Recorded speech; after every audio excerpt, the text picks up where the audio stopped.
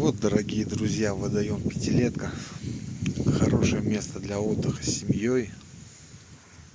Можно и на природе побыть, и рыбку половить, и мясо пожарить.